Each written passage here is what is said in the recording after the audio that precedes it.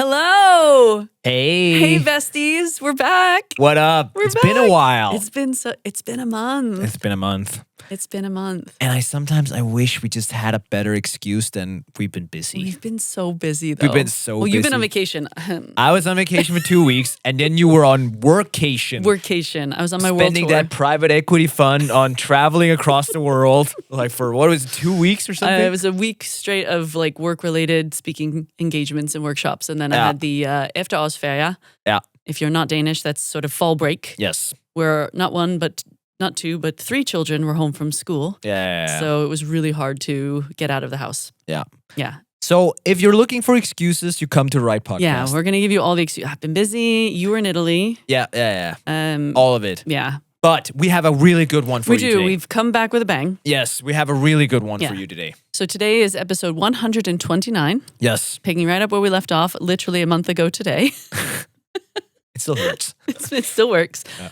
We're going to talk about the current state of organic LinkedIn because there have been some changes. So many. And Casper is the main man tapped deep into the LinkedIn artery. Yeah. I thought it was time. Like I teach this to all our clients and a lot of other people too and stuff. And this is like, there's just so much going on with how the LinkedIn algorithm works. And I think we probably need to do an update again in 3 months because I know there's some stuff coming. They're about to change, but we'll get into that. But yeah, there's a lot going on, and it's way different than it was just a year ago. And I think this is quite topical too because I'm seeing a lot of people complaining about the bloody algorithm because I have more followers than I've ever had before. I have very few impressions on all of my posts, even if people are liking, even if I get good amount of comments. Yeah. What the hell is going on? Okay, let's start there. There. So, like, how much is your reach down? Let's start there.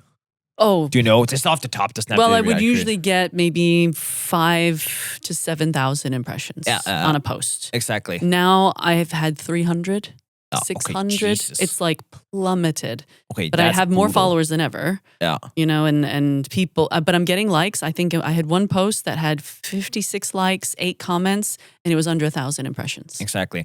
I think in general, I look across the board, my post reach is down, I think approximately 60% this year, which is, quite bad. That's a lot. That's quite a lot. Especially as someone whose business is run on LinkedIn. My business, and my business is not down 60%. So I take that as a good thing. But as LinkedIn is an important channel. Absolutely. It's the most important. The Let's most be real. important for your Absolutely. business, It's definitely. And that, I think it's sometimes like, this is a little bit of a side note, but one of the things I always try to advocate to other people, like in the marketing space, is to diversify. Yeah. So actually to have multiple avenues to get clients, leads, whatever. Because something like this can happen, just not overnight, but kind of like a little bit overnight. Oh, when the algorithm changes. Just the algorithm changes, and suddenly you're down 60%. And if that also means you get 60% less inbound. Yeah. And that's one of the things actually we say to portfolio companies, when we do a channel analysis, if we see one channel is over 60% of your inbound leads, MQLs, SQLs, it's like, okay, you need to diversify this a little bit because one algo change. And then you're fucked, and it's out the window. Exactly. So so reach is down, and I think it can be summed up because it can be very technical, but in summary, what you're looking at is just LinkedIn's changing the algorithm, and what they're trying to do is essentially to make people niche down a little bit and get more focused on the real connections. Because what they want to avoid, don't get me wrong, you have creators out there who are still getting tons of reach. We can talk about how they do that, but for our normal people, they want you and I to have interaction, but not necessarily all the people who actually are connected to us, but don't necessarily care about too much about us. Okay. And I think it's also related to how your feed optimizes. So you probably also noticed that posts have a really long lifetime these days. Yes. Have you noticed in your feed? Yeah. I got a post today about someone saying, I can't wait for the Nordic Women in Tech, which was 2 weeks ago. Exactly. And it was today. And so there's pros and cons. Okay. And I think the pro is definitely that sometimes if you post it at a bad time, or let's say you posted at a bad time, or let's say you posted something didn't get traction right at that moment, right day, whatever, right? Then that would be dead. It would be sent to what I call the graveyard. And that would be a little bit annoying, right? Sometimes they use if you didn't get exactly right.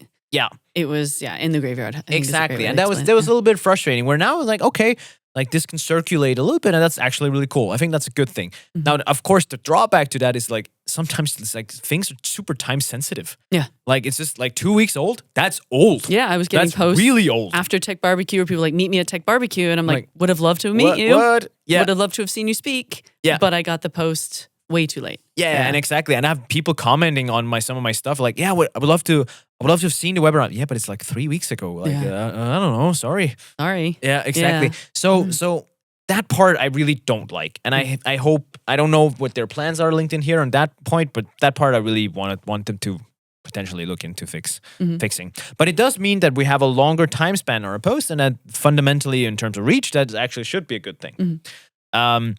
But I think one of the things you also need to talk about is also what is triggering reach, like what actually gives you reach these days. I think we all want to know. Yeah. So historically, when you looked at, and now it gets very technical. So hold on. When you looked at your algorithm, right? Like you looked at, I usually define as like the test that happens initially. So when you send out something, a post, then it tests it by sending it to like a raw, small random segment of your audience, and then it kind of predicts how well it will score. That's essentially the whole idea of the algorithm first. Right. And that's your first degree network. And then that, based on how they react, then it gets more traction, and it kind of decides if it's supposed to send it to your second degree network. This used to happen like within the first 30 to 60 minutes. Now, to some extent, that still does happen, but it's a lot wider. It's a little bit more blurry in the sense of like those 30 to 60 minutes are still very important, but less important now because, 2 weeks down the line, 3 weeks down the line, you can still get traction. Now, the other part is, as far as say I'm an expert here, but like, as far as the people like who claim experts knew before, what we were looking at least were like, what are the things that like the signals that like, these are good signals that you have a good post. And historically, it's been way back, it was likes, and likes over time have deteriorated to being almost worthless. And it's probably, if I can interject a little bit, it's probably because marketers ruined it, because now there's ways to automate that. That's a way to automate it. And we all like, likes don't really add anything to a platform. No. Like if you see a post that has 2,000 likes, does it mean it's a good post? Not necessarily, right? No. Like, and like a like doesn't stipulate another like. Like where a comment might stipulate another comment. So it used to be just focused on likes, comments, and a repost, like reshares, right? It used to be those were the 3 key pillars. Yes. Essentially say that. Yeah. Now it's a lot more split up to what, and we look at, I view it as more like, just to be an annoying marketeer, more like signals. So there's a lot more signals that are important these days. So comments are like the bread and butter. We'll get to comments in a second. But stuff like, is anyone saving your post? Have you ever noticed that if people save your post? I have no idea if people save my posts. No. So there's actually something you can see on LinkedIn now. Ooh. It's a measurable thing. Okay. So you can actually see if people save your post. And if they do, it's like compared to like engagement in general, it's a really strong signal. We call it a 4x kind of signal. That means like when somebody saves your post, that's a really strong signal to LinkedIn that's a really good post. Good post. Yeah. So you want people to save it, and typically, if you think about it, like when do people save a post? If it's really educational, like it's like, hey, here's the framework, or here's my guide, something or I want to refer like, to, because I'm usually on my phone on LinkedIn, right? Yes. I'm commuting, I'm doing, I don't know, laundry or something like that. And then if I see something interesting, I'm actually a screenshotter. Yeah, I tend to take a screenshot unless there's a link or something, and then I will save it, and then I'll go on my laptop later. I actually don't save either. So it's not like, and maybe I should. I don't know if it actually impacts me as a person. That's actually a good question. But I don't either. I do a screenshot like you, or if it's like a link, then I just post the link to myself on Slack. Yeah. Oh yeah, I'll send it to myself. Kind of like a super manual, but I do that. Okay, boomer. Yeah. And then there's the other one, another really interesting one. And this is always this is something whenever I teach people, it's like it makes sense to them, but when they actually have to evaluate posts, it's like it doesnn't resonate too much. But it's dwell time. So dwell time was like historically, like at least in the last few years, it was also a thing we looked at, but we never had like how important was it? Now, dwell time is actually even more important than save. And what dwell time essentially just means is like how long do people spend looking at your posts? Yeah. And it's also something you can measure in your paid ads. So this is also a point, like it's also something you optimize for on your paid side of LinkedIn these days. So it actually goes both ways. So you both do it on like your save, like or in dwell time when it comes to organic, but also from your paid ads. And it does make sense. Like the longer, like I heard someone, I was in a LinkedIn event today, and as a guy called Greg, he explained pretty well. Dwell time, essentially, the whole mantra around it is like, the longer people spend on your post, the bigger brain recall they have. And in the case of a personal Which organic, makes sense. Yeah. the longer they spend reading Jen's post, the more likely they are to remember Jen. Yeah. That And I'm makes like, sense because they also used to say you had to see a post 12 to 16 times. Yeah. Or a company's post. Yeah. Or an ad to remember the company. So that totally checks out. Yeah. Exactly, right? So dwell time is super important. Like when we go back to the scoring, it's kind of like a 5x. So it's a little bit more important than a save. More than a save. Okay. Actually, and that's kind of crazy to me. Yeah. And then there's two other new ones that wasn't, like, I wasn't tracking as signals before at least, but now they're quite important. So do you get a direct message after someone has seen your post? So let's say I see your post, and then LinkedIn can register that I've now seen this post, and then I don't know what the window is. I don't know all the technicals around that part. But then when I see your post, they can actually monitor if then that triggers, like not triggers, but if I've seen your post and then send you a direct message, that's extremely high signal to LinkedIn that was a good post. Interesting. That one to me, I will challenge. I know you're not the right person. You're not Mr. LinkedIn. I don't know everything. But that's where I get the cold sales. Yeah. The people are like, I just saw your post about this. Would you like to try my tool? Yeah. I get so many of those. I'm but like, it does, I guess if it helps me, that's good. But it helps you, actually. Yeah, so technically, that's a good thing, I guess. It's a good thing. But I would rarely... I don't know, like I would put a comment on there, but like great post or great insights or, thank you for that. Yeah. I would very rarely message the person directly and be like, this was awesome. So that's an interesting choice. But and how much X is that? That's about 6 up to 7. 7. So that's actually the top signal. All right, y'all, can you send me a DM after you see my post? Sometimes I'm thinking like, whenever I see my team's post, I just write a DM. Hey man, you're awesome, son. Let's make it. You know what? We should do an experiment here and now. Whenever one of us posts, let's just DM the other and just see if it increases. Wow, I'm going viral. I'm going viral. Yeah, exactly.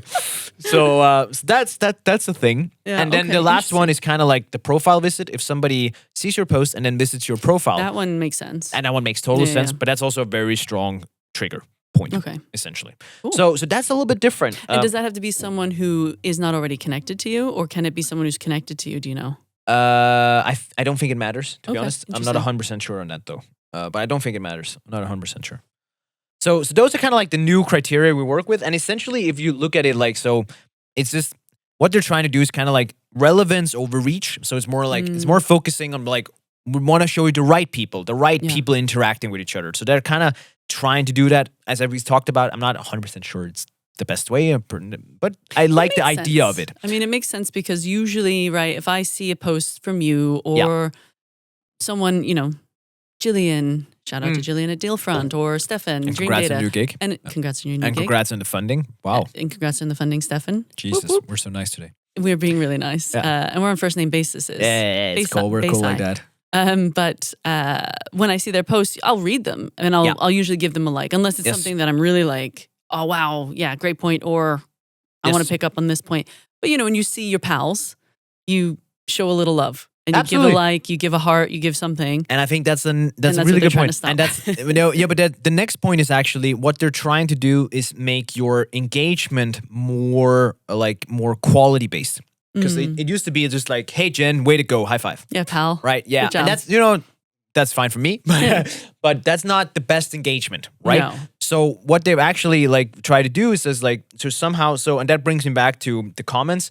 So comments is kind of like, it's been that for a while now, but if you haven't noticed, comments is actually the best way to get reach these days. Okay. I have multiple of my comments that get way more traction than any of my posts do these days.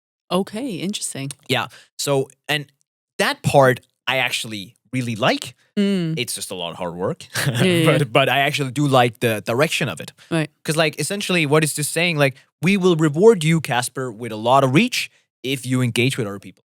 So if it's on your post and someone makes a comment and you reply to them. No, that's also important. And that's more replying to your own post. That's fine. That's really important. Don't get me wrong. But it's more about when you make a post and I go and put a thoughtful, good quality comment on that. And that comment might get a lot of likes or maybe get a lot of replies to that comment. then suddenly if you've seen your feed, then your post might show up, but actually what's highlighted is my comment below. Yeah, I've noticed that as well. Yeah, Exactly. I've been noticing the comments coming up first. That's actually way more interesting from a reach perspective these days. Okay. I have a hack I'll share. Oh yeah, I love a good hack. For doing this. It's not for everyone, but some AI builders might be out there. Oh, I was gonna say if it's called LemPod. No, it's not. No, it's way. This is cooler. We're breaking up. No. LemPod's LemPod's over. LemPod's nice, but it's not. I don't actually use it anymore. No. What I have done though, and what we're working on with my AI engineer, we have done it. We tested it. We just we're polishing it a little bit. But essentially, what we're doing, and I think there's tools for this. We just build it ourselves. The classic AI era, right? But so I found all the, let's call it LinkedIn influencers. So like you can have your LinkedIn influencers. Those are like, let's say Chris Walker, Dave Gerhardt, those like big stars with like 100K followers. Those are actually not the ones you want to engage with. Don't get me wrong. Like you might do that, but the problem is everyone else is doing that. Right. Everyone else is like, so whenever they write, they get like 300 comments just for existing. Yeah. And then you're competing against their other 300. And you might write a really good comment, but like it's not that likely. So instead what I've done is like I've singled out 25 people that are in my space that I like, okay, first of all, I like what they do. So I follow them. So it's relevant. It's relevant and they're in marketing, they're in B2B SaaS. So relevant people for me.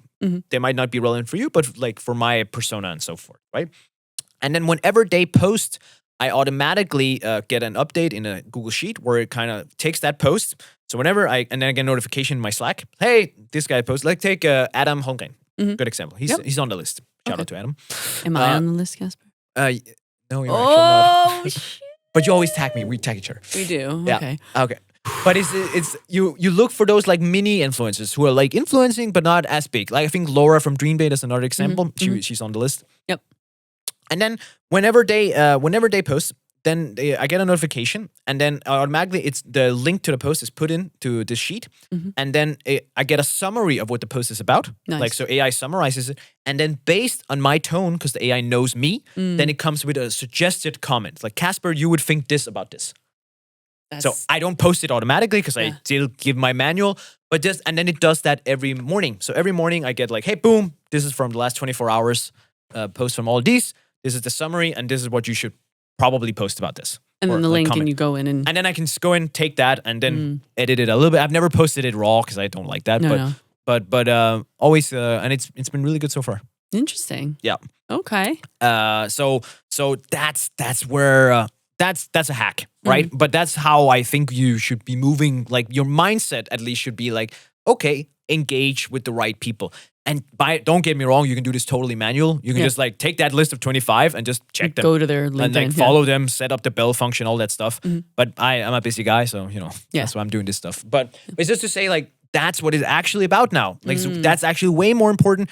I still think you should post a lot. I still think like it's about keeping that volume up and stuff because the algorithm changes all the time. But just to say like comments is actually where the real gain is these days. Interesting. Yeah. So one of the, not necessarily this, sort of adjacent to what you've been doing when we are recording for podcasts, for example, I have set up a recurring task with ChatGPT, scrape LinkedIn to find out what these people are talking about. And I kind of give a profile, like marketing thought leaders who specify in B2B SaaS, and help me come up with topics for the podcast based on what people are talking about. Love it. And so it'll give me, back when we had a pretty regular schedule, which I hope we will get back to. We'll get there. And so I would come with these these topics, and then I would go off and research again using AI, but research them and kind of beef them up and send you the notes and have Casper friendly notes, which is like 1 page versus my 14 pages. I feel like Trump sometimes. It's just like, read this line, Casper. Just read it. Read this we line like first. Teleprompter. We're gonna get Timmy. Timmy, read this first line and take all the credit. Okay, sure, I can do that. And then watch your followers explode, and me, I get really excited when I get 2 in a week. It's messed up, man. No, we need Timmy in here with cue cards. Yeah, Timmy. we should definitely have him in there. But I think like going back to like this is kind of like this is the movement that's happening, right? So it's more about these signals are changing, and like so stuff like it's waiting longer. It's like dwell time is way more important. Getting people to save your post. All these things are kind of like the new direction. And it's pretty different in that sense. And you also like, have you noticed like, for instance, your video doesn't get a lot of traction, right? That's why I stopped video for these episodes when I promote fucking them. Crazy. And it's so weird because like I talked to the product team and they're like, yeah, you guys should go all in on video. And then they fucking pulled this shit. But I don't like it because on my phone, I see the video, but it's on silent. Yeah. And I can't see the post. Yeah. And I'm not going to sit here and I want to know what you're talking about and if this is worth my time. Yeah. So I liked when we used to do the horizontal format. Yes. Because that you can see at least the beginning of what we're talking about. But now it takes up the whole screen. Maybe I'm a bit of a boomer, but when I see a big screen just pop up and I can't hear you. Yeah. And I can't see what you're and you talking can't read about. The text either. And I can't read the text because the text is like super tiny and white on a white background. I totally get it. Yeah. I'm no, like, I agree. Yeah. I'm not loving it either. Yeah. I don't know what the status of if they're gonna change that. I actually don't know, but it's on my list of things I want to ask them. But I actually don't know that. But there's a lot of things that are like a lot of the old rules with like line breaks, bullet points, all that stuff still holds true. So all that stuff is fine. But especially video is quite different. I've noticed recently that also like carousels and cheat sheets, like carousels had a huge increase once they came out. Yeah. Then I want to say like 6 months ago or nine months, maybe a little bit ago. I can't remember how much. They had a bit of a decrease, so it wasn't as important. But now they're a little bit back again. So carousels and also these like kind of cheat sheets, great. Keep using that. I did a little experiment around that actually. When I interviewed Jocko van der Kooi from Winning by Design, I did one where it was just a photo of me and him and about the post. And then I did a separate one where I did a cheat sheet carousel. Where you had like, it was the top 4 tips and you had to scroll through it. And the carousel tanked. Okay. It did not work nearly as well as the picture of him. So I don't know if that's because... I was about to because... say, maybe your carousel is shit. Maybe. But I think it's also like they also say having people and people you recognize. You didn't have people on the other picture? No, I did like a design in Canva that was all right. I think that matters because like carousels are great if they hit the nail on what people are looking for. Like if it's like a carousel or like a cheat sheet, if it's like wow, it's like fucking here's your 100 AI prompts or something, right? Yeah. So I did like I talked to Jocko van der Kooi about blah blah. Here are the top 4 takeaways. Yeah. And then it's too small to do like a photo of a human being on it. So I just did like a design that I thought looked good and like eye-catching. And it was 4 different takeaways. And that didn't perform nearly as well as just the photo of him with the takeaways in the body of the text. Gotcha, okay. But hey, that's what we do. We got to experiment. Maybe it worked. And that was in the summer. That was in June. So maybe it's changed. Carousel maybe is on the rise again. I'm not sure. But it is on the rise again. Yeah. That's what I've been hearing. And I also, when I've been testing it, that's definitely the case. Okay. So try it, people. That's all we can say. And I have a question for you. Go for it. Because you mentioned line breaks, you mentioned bullet points. When we write in LinkedIn AI, as many of us do our LinkedIn posts, I often write stream of consciousness, ask it to kind of tidy it, and then I will take that and I will write something based on AI's polishing. Yeah. It always gives me a ton of emojis. Right? It gives like the check boxes or the target and the space, the rocket ship. Yeah. How many, I've heard like you can't have more than like 5 emojis or something and that impacts the algorithm. Is that anything? So I haven't seen any data to support that. Okay. At least from my perspective. But there's definitely, I don't know how they do it. And maybe emojis is the answer. So here I'm a little bit out of depth. But at least the way I've heard is that they have some sort of AI indicators. So they can start telling if your post is completely AI generated. Because like, I don't know, back when we talked a lot about AI and we also do now, but trust me, if you can do AI, they have engines that can tell if you're using AI. Yeah. Because like you can spot it like if there's a lot of M dashes, right? Yeah, exactly. The classic, right? So which is a shame because M dash is a thing. It's the thing. You should be using. We literally have a client the other day like, hey, and we had added M dashes on purpose because that's and grammatically it was like, correct. Our copywriter added on purpose because it was the right grammatically, and he was like, this is the grammatically correct thing to do. And the client was like, yeah, but it looks AI. Because it's the M dash. Yeah, but okay, whatever. So we'll just be grammatically incorrect. Yeah. And I can see it too. Like, when it's like the bold headline and then it'll have like 5 bullet points with a green check mark or something. You're like, okay, yeah, that's AI. Exactly. Yeah. So it's a little bit different in that way. But I think a lot of the same things to still apply. I think when you look at dwell time and stuff like that as a criteria, I think people should be mindful that you wanna have pretty long posts, right? So 800 to 1,000 characters, totally cool. That's actually the best length. 800 to 1,000. It's quite long. Yeah, that is really long. Yeah. And you want to have these shorter sentences with the line space, right? Those perform generally better. Yeah. Like the line breaks. and then I think you want to make sure you optimize your hooks, right? So all of these tricks, like we talked about historically, those are still the case, right? Like, so actually I discovered something the other day, like generally, this is so, you should like your own post. Really? Do you like your own post? Never. Okay. That's like if you're a band and you wear your own shirt. Like you should like your own post. Really? Yeah. That just feels so douchey. Yeah. It's like cringy. And I shared it with a bunch of people the other day and they're like, oh, that's so cringe, Casper. I'm like, yeah, fuck off. Let's just do it.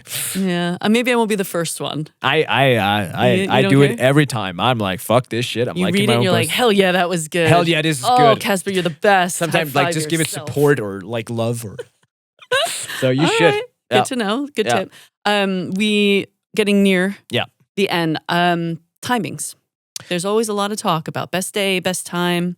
Does that matter when things are coming out 2 weeks late? It still matters. Okay. It still matters, but my impression is that it matters less than it did before. Okay. Like, because like you can still get traction afterwards, but it's still like, I think the way I always talk about it is like you're statistically still better off posting on a Tuesday morning than you are on a Sunday evening. Right. Doesn't mean you can't get traction Sunday evening. Absolutely not. But it's just you're more likely to get traction Tuesday morning, as an example, right? Yeah.